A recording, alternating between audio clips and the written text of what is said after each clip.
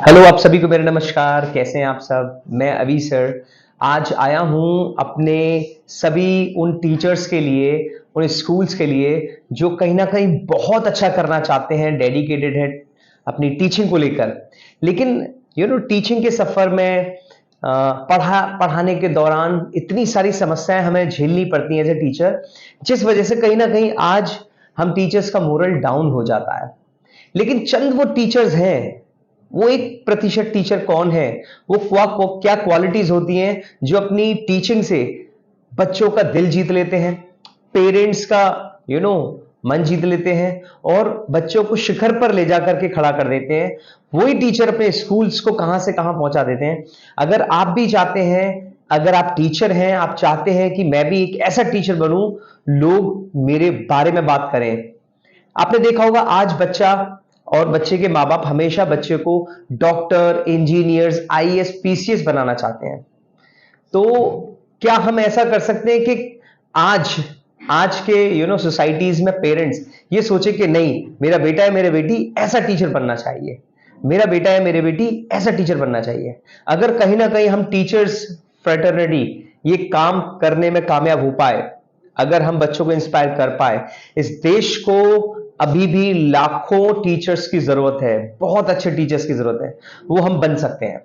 तो मैं आपको बताने जा रहा हूं, अगर आप डिफरेंस क्रिएट करना चाहते हैं, अगर आप जिम्मेदारी लेते हैं, आपने ली हुई है कि मुझे भारत में कुछ अलग करके दिखाना है, एक टीचर का जज्बा लोगों को सलाम करवाना है, तो आप मुझे अगले 7 मिनट तक सुनिए। आपको बहुत अच्छी अच्छी बातें बताने वाला हूं। आज मैं बताने वाला हूं क्या क्वालिटीज होनी चाहिए टीचर्स के अंदर। सबसे पहले तो जब भी एक आप टीचर हैं, आप किसी कारणवश बन गए हैं या आप जानबूझकर बने हैं, आप एक बात ध्यान में रख लीजिए, आपकी जिम्मेदारी किसी आईएएस, किसी प्राइम मिनिस्टर से कम नहीं है। आप टीचर इज अ लीडर। मैं आपको प्रूफ करूंगा टीचर पहले दिन से ही लीडर क्यों होता है। आप यकीन मानिए, आप जब कहीं जॉब करेंगे, किसी कंपनी में जॉब कर रहे हैं, तो आप अकेले अपने काम को कर रहे हैं, आपको अकेले अपने काम को करना है, अपने बॉस को वो दिखाना है। लेकिन since very first day, from the very first day, आप अगर टीचर हैं तो आपको आपका काम क्या है, आपके पास पहले से ही एक टीम है, आपके पास 20 बच्चे, 30 बच्चे, 40 बच्चे पहले से ही है। इसका मतलब अब आपको उन्हें पढ़ाना कम, इंस्पायर ज्यादा करना है। अब आपको पढ़ाना कम, उनका नेतृत्व ज्यादा करना है। तो इस नेतृत्व करने में, इस लीडरशिप में आपके पास क्या क्या क्वालिटी होनी चाहिए। सबसे पहले तो आपको अपने काम से बहुत ज्यादा प्यार करना चाहिए। आप अपने काम के प्रति, अपनी टीचिंग के प्रति कमिटेड होने चाहिए। अपने कमिटमेंट को इतना जबरदस्त अपने अंदर से निकालें, अपने अंदर पैदा करें। आप जब बच्चा आपका कमिटमेंट देखता है ना एक टीचर का, तो वो वहीं सरेंडर हो जाता है, वो वहीं टीचर को लाइक करने लगता है, वो वहीं टीचर से सीखने के लिए मजबूर हो जाता है। तो आप अगर मजबूर कर सकते हैं अपने बच्चों को, अपने स्टूडेंट्स को, तो पहले कमिटेड हो जाइए। अपने माइंड में ये चीज ले आइए कि आप नहीं पढ़ेंगे, आप होमवर्क नहीं करेंगे, आप कुछ भी नहीं करेंगे, लेकिन मैं अपनी बातों से, अपनी स्किल से आपसे वो सारे काम कराऊंगा और खुशी खुशी कराऊंगा, और खुशी खुशी करेंगे, आप पढ़ेंगे भी, आप आगे भी बढ़ेंगे, आप शिखर पर पहुंचेंगे। जब ये कमिटमेंट होता है ना एक टीचर का, आप विश्वास मानिए, वो टीचर अलग ही दिखता है। राइट। तो कमिटमेंट के लिए मैंने आपको बताया, कमिटमेंट अपने अंदर पैदा करिए, अपने आप खुद से। दूसरी बात, बच्चों को समझना है।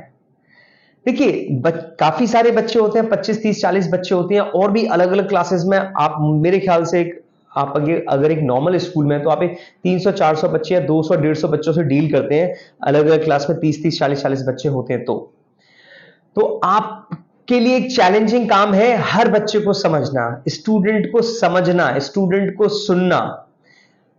आपने अगर स्टूडेंट को सुनना शुरू कर दिया ना, आपने स्टूडेंट्स को समझना शुरू कर दिया, आपने स्टूडेंट्स को अप्रिशिएट करना शुरू कर दिया, आपने 90% बच्चों के मन को जीत लिया। ज्यादातर क्या होता है, हम टीचर्स लोग क्या करते हैं, हम टीचर्स अपनी बात सुनाते रहते हैं, अपनी कहानी सुनाते रहते हैं, अपना ही मोटिवेशन देते रहते हैं।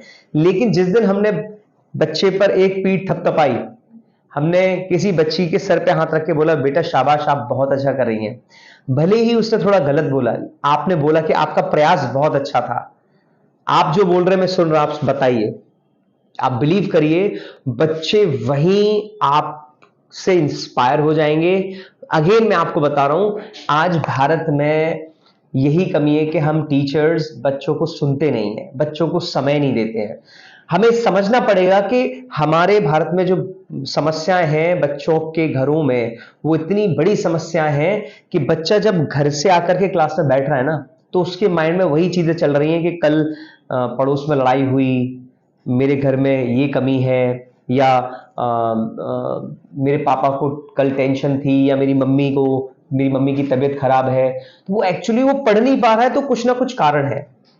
हम लोग अपने माइंड में कंसीव कर लेते हैं कि आज का तो समय ही ऐसा हो गया है, बच्चे पढ़ रहे नहीं है। बच्चे से आप पूछिएगा, आप एक क्वेश्चन पूछिएगा, क्या आप पढ़ना चाहते हो? हर बच्चा आपको बताएगा, सर मैं पढ़ना चाहता हूं, मैं टॉप करना चाहता हूं, मैं पढ़ना चाहता हूं, मैं टॉप करना चाहता हूं, लेकिन सर मुझे नींद आती है, लेकिन सर मैं पढ़ नहीं पाता हूं, लेकिन सर मैं कुछ कर नहीं पाता हूं। तो उसका कारण आप भी तो अपडेट हुई है, आप भी तो पढ़िए, आप भी तो जानिए कि इसे नींद आती है तो क्या कारण हो सकता है। मैं आपको बता रहा हूं, नींद आती है बच्चे को पढ़ने में तो क्या कारण होता है।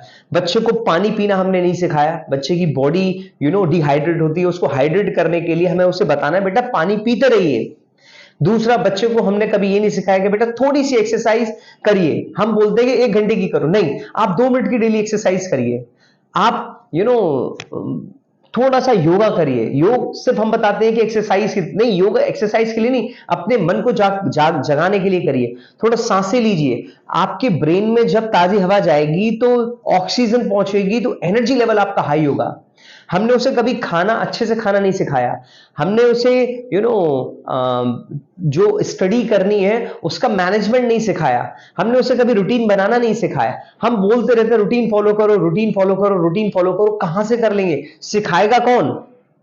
आप उन्हें तरीके बताइए ना, आप उन्हें एनर्जी लाने के तरीके बताइए, आप उन्हें खुश रहने के तरीके बताइए, आप उन्हें जो भी घर में सिस्टम हो रहा है, जो भी घर में दिक्कतें हो रही हैं, उससे जूझने का तरीका बताइए। जब भारत का एक एक टीचर अपने बच्चों को हैंड होल्ड कर लेगा और खुशी के साथ उनको आगे बढ़ाने के लिए अपने को अपडेट करेगा, तो आप यकीन मानिए आप बच्चों को सुनना शुरू कर देंगे, बच्चों को अप्रिशिएट करना शुरू कर देंगे। और जब ये काम अगर हम करने लगे सब, तो आप देखिए क्लास में वो खुशहाली आएगी, बच्चे रिजल्ट्स अपने आप देंगे। एकेडमिक रिजल्ट बहुत बात की बात होती है। आप खुद समझिए, क्लास में 30 स्टूडेंट्स हैं तो 30 दिमाग अलग हैं, 30 के 30 बच्चों के दिमाग अलग है। किसी का इंग्लिश फेवरेट सब्जेक्ट है, किसी का साइंस फेवरेट सब्जेक्ट है, किसी का हिंदी फेवरेट सब्जेक्ट है। लेकिन अगर मान लीजिए मैं मैथ्स पढ़ा रहा हूं तो मैं चाहूंगा 40 के 40 बच्चे मैथ्स अच्छे से करें, टॉप करें। नहीं, ऐसा नहीं हो सकता। हमें समझना पड़ेगा, हमें हर बच्चे को समझना पड़ेगा, हमें हर बच्चे को रिस्पेक्ट देनी पड़ेगी, हमें हर बच्चे को अप्रिशिएट करना पड़ेगा। मेरा मैथ सब्जेक्ट है और कोई इंग्लिश बोल रहा है तो मुझे उसे भी अप्रिशिएट करना पड़ेगा, राइट। तो जब हम कुछ ऐसा करते हैं तो हम बच्चों को खुश करने का मौका देते हैं, खुश होने का मौका देते हैं। तीसरी चीज मैं आपको बताना चाहूंगा, जिस दिन हम सभी टीचर्स आपस में कोलैब करने लगेंगे, आपस में कनेक्ट होने लगेंगे, हमारे डिस्कशन बच्चों को अच्छा करने के लिए होने लगेंगे, हमारे डिस्कशंस अपने स्कूल को उन्नत करने के लिए होने लगेंगे, हमारे डिस्कशंस वो ना होकर के कि मुझसे ये कहा गया, मुझसे ये कहा गया, उससे ये बोला गया, हमारे साथ एक जैसा व्यवहार नहीं हो रहा है। जब आप अपने इन सारी चीजों को मैनेजमेंट से वो बात मैनेजमेंट की है, वो बात यहां की नहीं है, तो आप मैनेजमेंट की बात मैनेजमेंट से करें। लेकिन जब आप आपस में कोलैब कर लेंगे, आपकी मीटिंग्स बच्चों की उन्नति के लिए होंगी। हर एक टीचर को अपनी जिम्मेदारी लेनी पड़ेगी। जिस दिन आप आपस में कनेक्ट हो गए ना, आप सभी टीचर्स, आप यकीन मानिए बच्चे बूम कर जाएंगे, बच्चे कहां से कहां पहुंच जाएंगे। क्योंकि एक अकेला चना भार नहीं फोड़ सकता। आप फोड़ सकते हैं, लेकिन आपको अगर एक मैच जीतना है तो कोहली की सेंचुरी की जरूरत होगी, दूसरा मैच शायद शमी जिता जाएगा, तीसरा मैच शायद बुमराह जिता देगा, चौथा मैच शायद कोई और जिता देगा। लेकिन अगर आपको पूरा वर्ल्ड कप जीतना है या पूरा टूर्नामेंट जीतना है तो हर एक व्यक्ति को टीम परफॉर्मेंस देना पड़ेगा, 11 के 11 खिलाड़ी को परफॉर्म करना पड़ेगा। तो सेम आप सभी टीचर्स के साथ आपको कोलैब करना पड़ेगा, आपको एक दूसरे की स्किल्स पर बिलीव करना पड़ेगा। आपको ये समझना पड़ेगा कि जो 5th क्लास में रवि जो बच्चा है वो मेरी बात नहीं सुनता है, लेकिन वो आकाश सर की बात सुनता है।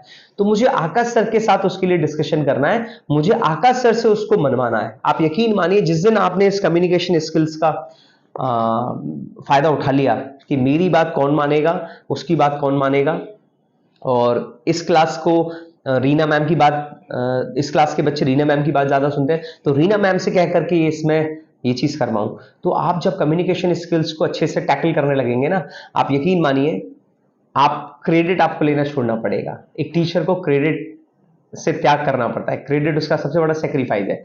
एक आईएएस कोई डैम बनवाता है तो फोटो खिंचाता है कि मैं बनवा रहा हूं, एक लीडर कोई, एक पॉलिटिशियन कोई सड़क बनवाता है तो वहां वो क्रेडिट लेता है, वहां उसका पत्थर लगता है, लेकिन एक टीचर हमेशा सेक्रीफाइस करता है। तो आपको कहीं ना कहीं कम्युनिकेशन स्किल्स का फायदा उठाना पड़ेगा, आपको लोगों के साथ कोलैब करना पड़ेगा, और फिर देखिए कैसे आपके बच्चे उन्नत होते हैं, खुशहाल होते हैं। राइट, आई होप समझ में आ रहा हो। अगर आपको समझ में आ रहा हो, आपको लग रहा हो कि मैं खुद एक स्वयं टीचर हूं, पहले मैं एक टीचर हूं, मैं खुद अपनी पोटेंशियल को डेली बढ़ाता हूं, अपनी पोटेंशियल को बच्चों के मन में डालने की कोशिश करता हूं, जिससे बच्चे भी और आगे बढ़ पाए।